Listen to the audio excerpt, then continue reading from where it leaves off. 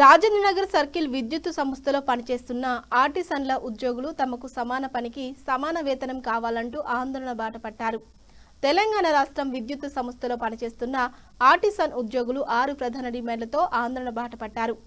గత 9 రోజులుగా విధులను బహిష్కరించి సమ్మెకు దిగారు.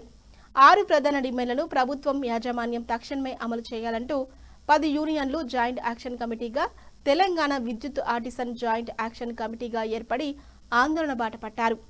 ఈ రోజు కార్మికుల నిర్వహిస్తున్న ధర్నాకు రాజేంద్రనగర్ నియోజకవర్గం బీఆర్ఎస్ ఇన్ఛార్జ్ పటోల కార్తిక్ రెడ్డి, ఎమ్మెల్సీ రహమత్ బేగ్ మద్దతు పలికారు. వారి 6 డిమాండ్లు: 1. ఆర్టిసన్ ఉద్యోగులలో విద్యా అర్హతలను బట్టి ఉద్యోగుల కన్వర్షన్లు చేయాలి. 2. ఉమ్మడి రాష్ట్రంలో ఉన్న ఏపీఏసీబీ సర్వీస్ రూల్స్ అంటే ప్రస్తుతం ఉన్న O&M సర్వీస్ రూల్స్ను అమలు చేయాలి. 3. TGNPDCL మరియు TGSPDCLలలో అన్మ్యాన్డ్ వర్కర్లను, ఆర్టిసన్లను విలీనం చేయాలి. 4. 2016 డిసెంబర్ కన్నా ముందు విద్యుత్ సంస్థలో పనిచేస్తూ నేటికి అవుట్సోర్సింగ్ కాంట్రాక్టు కార్మికులుగా పనిచేస్తున్న వారిని ఆర్టిసన్ ఉద్యోగుల గుర్తించాలి. 5. విద్యుత్ సంస్థల్లో పనిచేస్తున్న పీస్ రేట్ కార్మికులకు జీవో నెంబర్ ప్రకారం కనీస వేతనాలు చెల్లించాలి.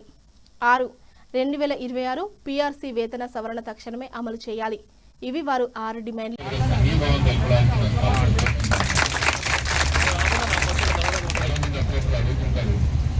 తెలంగాణ రాష్ట్రం ఎట్లొచ్చింది?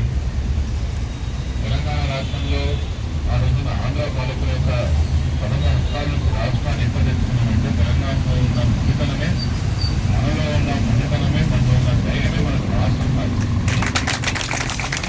మంచితనమే, మీలో ఉన్న యొక్క ఈ ధైర్యమే రేపు మీ హక్కులు కూడా సాధిస్తుందని చెప్తున్నారు. ధైర్యంగా మీరందరూ ఇట్లా కూర్చోండి కూడా మీ అందరికీ ధైర్యంగా ఇక్కడ కూర్చున్నారంటే, ఒకటి మీకు రావాల్సినటువంటి హక్కు. ఇప్పుడే అన్న చెప్తున్నాడు, లైన్లు ఎక్కేది మేము, కరెంట్ షాక్ కొట్టేది మాకు, రాత్రిపూట కరెంట్ పోయిందంటే ఫోన్లు చేసి ఆఫీసర్లు అరిచేది మా మీద. ఆఖరికి వినియోగదారులు కూడా లైన్ మెన్కే ఫోన్ చేస్తారు. చాలా మంది అందరం లైన్ మెన్లే కాదు పనిచేసి, అందరూ కూడా ఫోన్ చేసి ఏమేంద్రా పోయి కరెంట్ పోయిందని రాత్రి పగలను కాకుండా మనకే ఇబ్బంది పెడుతుంటారు. అయినా కూడా మన యొక్క ప్రొఫెషనల్ రీత్యా, మన యొక్క పని రీత్యా మనమందరం కూడా పని చేసుకుంటా వచ్చినాం. ఈ రోజు మీరు అడుగుతున్నది ఏంది? ఒకటే ఇంట్లో 2 పిల్లలు ఉన్నప్పుడు ఒక పిల్లగానికి ఒక చట్టం, ఇంకో పిల్లగానికి ఒక చట్టం ఉండడం ఏంది? 2017లో మేము ఆల్మోస్ట్ ఆల్ ఆ రోజున కేసీఆర్ గారి యొక్క జియో ముఖ్యమంత్రిగా ఉన్నప్పుడు ఆయన ఇచ్చినటువంటి జియోలో మీరు రెగ్యులర్ ఎంప్లాయీస్ కాకపోయినా మీరు కాంట్రాక్టర్స్ ఎంప్లాయీస్ కూడా కారిపోయింది.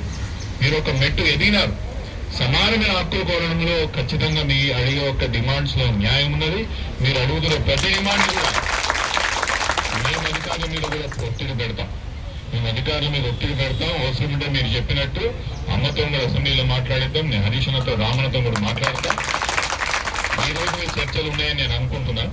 ఈ రోజు చర్చల్లో ఏదో ఒక దగ్గర సొల్యూషన్ వస్తుందని నేను కూడా భావిస్తున్నాను. ఎక్కడో ఇక్కడ అధికారులు కూడా ఖచ్చితంగా మీరు అడుగుతున్నటువంటి డిమాండ్స్ లో న్యాయం ఉందని భావించి మీరు అడుగుతున్నటువంటి డిమాండ్స్ ని కలవకాలని కూడా నేను కూడా కోరుకుంటా.